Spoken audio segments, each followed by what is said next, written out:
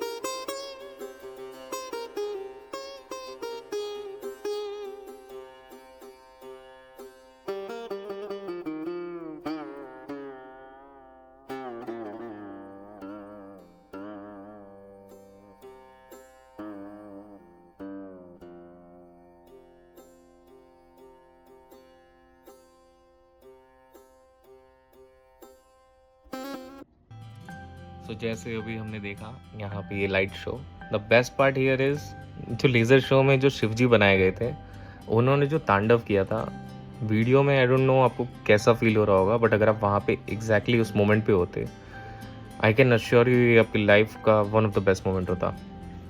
सो जैसे हमने ये वाला पार्ट क्लियर किया, उसके बाद से we went directly to the corridor. ये कॉरिडोर का बेस्ट पार्ट ये था कि जब भी हम आर्किटेक्चर की बात करते हैं इंडिया में, we go head with like Mughal architecture बहुत अच्छा है, देन स्वामीनारायण टेम्पल के जो आर्किटेक्चर्स होते हैं वो बहुत प्यारे होते हैं। बट अगर आप किसी भी स्वामीनारायण टेम्पल से इसको कंपेयर करोगे, अगर आपको ये अच्छा नहीं लगेगा तो डेफिनेटली उसके लेवल का है, उससे कम बिल्कुल भी नहीं है। यहाँ पे जो स्कल्पचर्स हैं, यहाँ का जो एरिया बना रखा है, यहाँ का लाइट शो भी आपने देखा ही कैसा है, इट इज़ कम्प्लीटली डिफरेंट हर जगह से। और मैं बता सकता हूँ कि मतलब अगर आप कुछ साल पहले उज्जैन को देखोगे तो ये वाला पार्ट था ही नहीं, ये सब कंस्ट्रक्शन में चल रहा है अभी। तो उसके बाद इस तरीके का लोकेशन को बनाना, इसमें बहुत खर्चा भी आया होगा, बहुत मेहनत भी लगी होगी, बट डेफिनेटली अगर हम कह सकते हैं कि ये एक ज्योतिर्लिंग है तो कुछ स्पेशल होना चाहिए। ये एक नॉर्मल मंदिर की तरह नहीं लगना चाहिए। आस्था वो तो लोगों में रहती ही है, देन जो लोकेशन है, वहाँ की जो मान्यताएं हैं वो भी रहती हैं। बट स्टिल मैंने बहुत सारे ज्योतिर्लिंग देख रखे हैं, एंड उसमें से अभी जैसे ओमकारेश्वर की भी अगली मैं वीडियो बनाने वाला हूँ, तो उसमें अगर आप देखोगे तो वो आपको मंदिर की तरह लगता है, बट हाँ वहाँ की जो वाइब है, वहाँ की जो पीस है वो काफ़ी अलग रहती है। बट अगर आप यहीं पे ही सेम महाकालेश्वर की बात करोगे, डेफिनेटली वाइब बहुत अच्छी है। यहाँ की Bhasma Aarti I mean one of the best things है जो आप अपनी लाइफ में कर सकते हैं, no doubt about that. But यहाँ का आर्किटेक्चर भी आपको उस लेवल का मिलेगा कि अगर आप भस्म आरती नहीं कर पा रहे हो किसी स्पेसिफिक रीज़न से या किसी स्पेसिफिक दिन पे, आप यहाँ पे आ जाओगे और आप उस पीस को एंजॉय कर पाओगे। रीज़न बीइंग मैं ऐसा कह सकता हूँ क्योंकि ये जो वीडियो है कॉरिडोर की, इस टाइम पे हम लोग आरती में नहीं गए थे क्योंकि हमने अपने कॉन्टैक्ट्स लगाए थे एंड हमको भस्म आरती मिलने वाली थी, बट वो नेक्स्ट डे की थी। तो इस रीज़न से हम आज के दिन सिर्फ कॉरिडोर घूम रहे थे। हमने लाइट शो देखा, उसके बाद से हमारा प्लान ये था कि अब हम जाके सोने वाले हैं, 1-2 घंटे सोएंगे, then next day early morning हमको निकलना रहेगा भस्म आरती के लिए। तो उसके बाद भी मैं आपको कह सकता हूँ कि मेरे को बिल्कुल भी रिग्रेट नहीं हो रहा था कि अरे मैं यहाँ पे आ गया, मेरा टाइम वेस्ट हो रहा है, इससे अच्छा तो मैं घर पे ही रहता। Nothing like that. वहाँ पे जाने के बाद जो आर्किटेक्चर देखने को मिलता है, क्योंकि मुझे आर्किटेक्चर पर्सनली बहुत पसंद है, तो वहाँ पे जाने के बाद जिस टाइप का आर्किटेक्चर दिख रहा था, जैसे स्कल्पचर्स दिख रहे थे, जैसे आप देख ही सकते हैं यहाँ पे शिव जी का स्कल्पचर है, ये एरिया मेरा थोड़ा कवर करना रह गया था क्योंकि हम लोग बाहर से ही थोड़ा घूमने के बाद वापस आए थे। हमको लगा था हम बाद में चले जाएंगे, बट वो हो नहीं पाया था। तो एक ये चीज़ थी। बाकी वीडियोस वहाँ पे अगर आप देखेंगे, वहाँ की स्टैचूज़ देखेंगे, वहाँ की लोकेशन देखेंगे, हर चीज़ टॉप नॉच थी। वहाँ पे जो मैनेजमेंट था मैं आपको बता सकता हूँ बहुत बेटर था। हम लोग इसी दिन सेम डे पे काल भैरव मंदिर पे गए थे। इट वॉज लाइक हम धूप में गए थे, वहाँ पे अराउंड 7 to 8 रोज़ हुआ करती थी एंड उसके अंदर आपको धूप में रहना है, कुछ मैनेजमेंट नहीं था। वहाँ पे आपको लड़ाई झगड़े हो रहे हैं बीच में, एक पतली सी रो में 3-3 लाइनें बना रखी हैं लोगों ने और वो अपने मन की काम कर रहे हैं। बट यहाँ पे आप भस्म आरती का टाइम देखें, आप इधर देखें जहाँ पे कोई पुलिस वाले है भी नहीं चेक करने के लिए। ये मेन ज्योतिर्लिंग है, उसके बाद भी आप देख रहे हैं ये पीक टाइम था अराउंड कुछ 7-7:30 एंड भीड़ काफ़ी अच्छे से मैनेज्ड है। और ये तो फिर भी आपको मैं बता सकता हूँ कि मतलब यहाँ पे पुलिस वालों ने इंटरफेयर नहीं किया था। जो अर्ली मॉर्निंग पुलिस वालों की चीज़ थी, वहाँ पे तो चीज़ें काफ़ी अलग थी, उन लोगों ने काफ़ी अच्छे से चीज़ें मेंटेन करके रखी थी। So hello everyone, it's around 12 noon and we are about to leave for Bhasma Aarti in Mahakaleshwar Jyotirlinga. So our slot was for between 4 to 6, but we decided to leave a bit early to get the better spot. Let's see how good our decision is. So just अभी last clip से ही आपको पता चल गया होगा कि मेरे को ये वॉइस ओवर करने की क्या ज़रूरत पड़ी। तो जब मैं वीडियो निकाल रहा था उस टाइम पे जो वॉइस आ रही थी वो काफ़ी मम्बल्ड साउंड थी, तो उतना अच्छा वो साउंड भी नहीं कर रहा था। एंड सेकंड रीज़न उसका ये था कि उस टाइम पे हम लोग काफ़ी थके हुए थे, तो ये सारी चीज़ें भी थी। सो आई थॉट कि इट्स बेटर अगर मैं बाद में वॉइस ओवर करता हूँ। एंड ये भी आइडिया मुझे मेरे एक फ्रेंड ने दिया था कि तुमको ये ट्राई करना चाहिए, एंड मोर देन ट्राइंग ये वीडियो काफ़ी स्पेशल है मेरे लिए। सो आई थॉट कि कल को अगर मैं कभी वापस आके ये वीडियो को देखता हूँ तो मेरे को ये जो इमोशंस हैं अभी के वो मेरे को उस वीडियो में शो होने चाहिए। And this is the only way, क्योंकि नॉर्मली आपने देखा ही होगा मैं क्या करता हूँ, मोस्टली एक वॉइस ओवर लगा दिया या तो कोई साउंड प्ले करा दिया। So that was the thing. अभी नेक्स्ट कुछ सेकंड्स तक अगली वीडियो में यही अभी दिखने वाला है कि हमारा जो रूट था वो कैसा था, हमने क्या क्या जगह एक्सप्लोर करी, कैसा था। एंड अभी बेस्ट पार्ट मेरे लिए वो आने वाला है जहाँ पे जो महाकालेश्वर की एंट्री के टाइम पे मैंने आपको कॉरिडोर दिखाया था, वही सेम कॉरिडोर वाला पार्ट इन लोगों ने एक अलग सेक्शन में बना रखा है। एंड उसकी बेस्ट चीज़ ये रहने वाली है कि वहाँ पे आर्किटेक्चरल मार्वल नहीं है। वहाँ पे आप देख सकते हैं कि उज्जैन के अंदर जो जो मेन चीज़ें हुई हैं या जो जो मेन चीज़ें हो चुकी हैं, जो जो मेन वहाँ के मंदिर हैं, हरसिद्धि माता का मंदिर है, सिंहस्थ होने वाला है, वो सारी चीज़ें वहाँ पे उन लोगों ने कार्व कर रखी है। अभी आपको वो नेक्स्ट कुछ सेकंड्स में दिखने वाला है।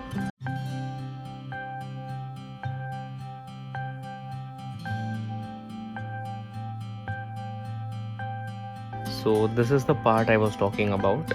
यहाँ पे जो लेफ़्ट साइड में वॉल्स हैं, इस वॉल में हर वो चीज़ के बारे में दिखाया गया है जिस चीज़ की वजह से उज्जैन फेमस है। तो यहाँ पे आप देख सकते हैं कि अंगारेश्वर महादेव के बारे में बताया गया है। देन केव यहाँ का एक फेमस है बहुत ज़्यादा, वहाँ पे हम लोग गए थे, ब्रजहरी केव। देन यहाँ पे जो सिंहस्थ होता था उसके बारे में बताया गया है।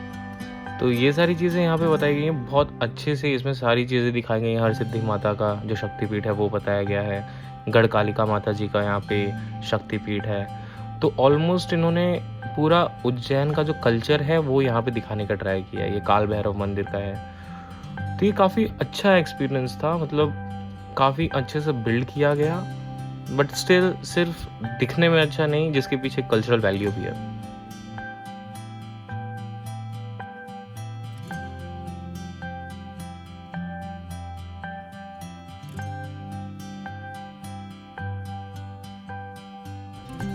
So this is the time, हम ऑलमोस्ट एंटर हो चुके हैं भस्म आरती के लिए, एंड ये हमारा लास्ट कॉरिडोर था। इसके बाद से हमें अंदर जाना रहेगा, एंड अब जो वीडियो आएगा उसमें मैं ज़्यादा कुछ बोलना नहीं चाहता हूँ, because it is more about experiencing.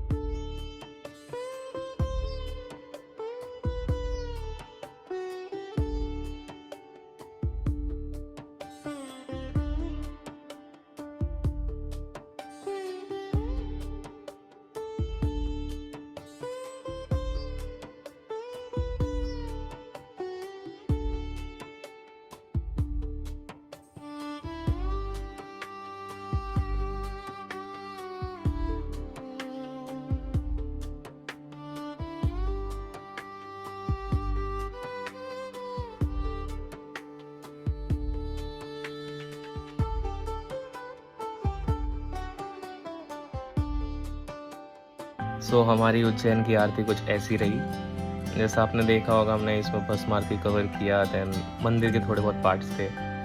तो इसमें आपको एक चीज़ बताना चाहूँगा, जो सबसे इम्पॉर्टेंट चीज़ थी हमारे लिए यहाँ पे, वो थी कि हम रात को 12 बजे उठे थे। सुबह 4 बजे तक हमको वेट करना था, उसके बाद से आरती चालू हुई। हम लोग बहुत ज़्यादा नींद में थे, बट वहाँ पे जाने के बाद जैसी आरती स्टार्ट होती है, एक डिवाइन एनर्जी फॉलो होती है, एंड उसके बाद से आपका मन ही नहीं करता कि आप वहाँ पे रुक सकते हैं थोड़ी देर। और अगर कहीं आपको ज़्यादा ही नींद में है, तो जैसे ही एक बार भस्म आरती के लिए लाइट ऑफ होती है, उसके बाद से आप कितना भी ट्राई कर लें, आप कितनी भी नींद में रहें, आप सीधा खड़े हो जाएंगे, क्योंकि वहाँ पे एनर्जी ही इतनी फील हो जाती है। सो इस वीडियो के लिए इतना ही था। मैं अभी उज्जैन के कंकाल भैरव